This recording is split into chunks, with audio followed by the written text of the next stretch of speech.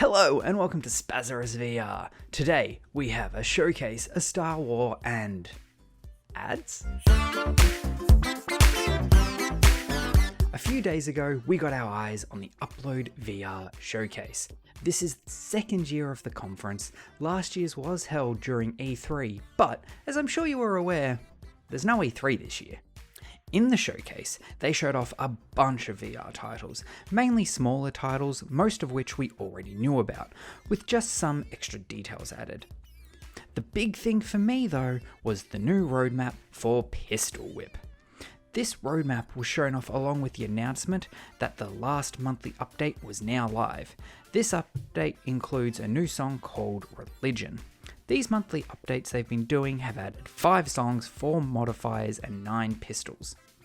The roadmap also included release dates for the PSVR port, due out on July 28th, along with a song pack called the Heartbreaker Trilogy, coming in August, and finally a campaign due out later in the year.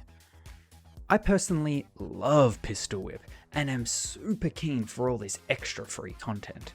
Speaking of stuff I'm keen for, EA has finally confirmed the existence of Star Wars Squadrons. After a bunch of leaks and rumours, they confirmed it. It's real. It's happening. It is an aerial combat game.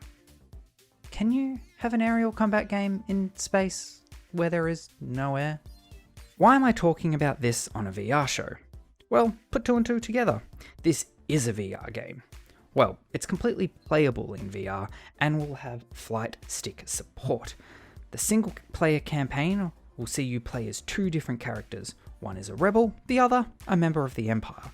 You get to fly both light and dark side fighters, think your TIE fighters, X-Wings, A-Wings, and the whole plethora of them.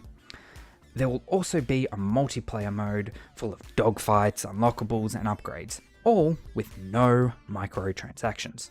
I'll believe that when I see it.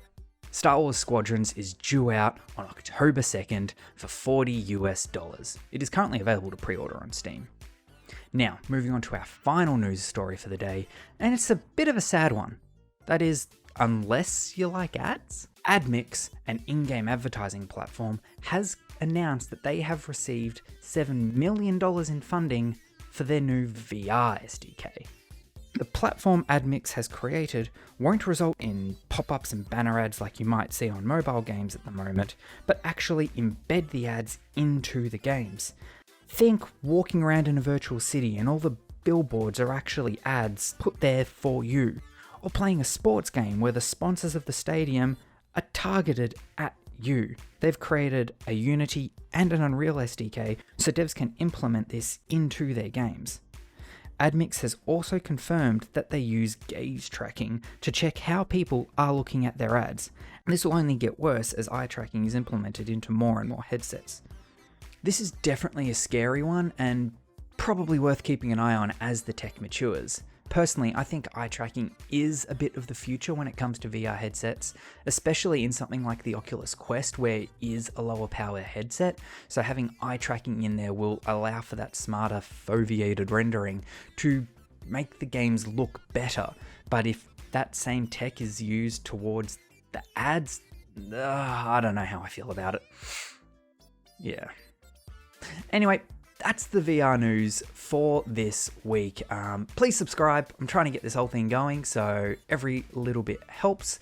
Follow me over on Twitter and check out the podcast I do, Heroes Tavern. It's not just VR stuff. In fact, they shun me when I talk about VR stuff. Hence the reason I'm doing this. So it's all video game stuff. We talk about news and the games we've been playing. So I've got a link to that down in the description as well. But yeah, I'll see you all next week. Until then, stay spazzy.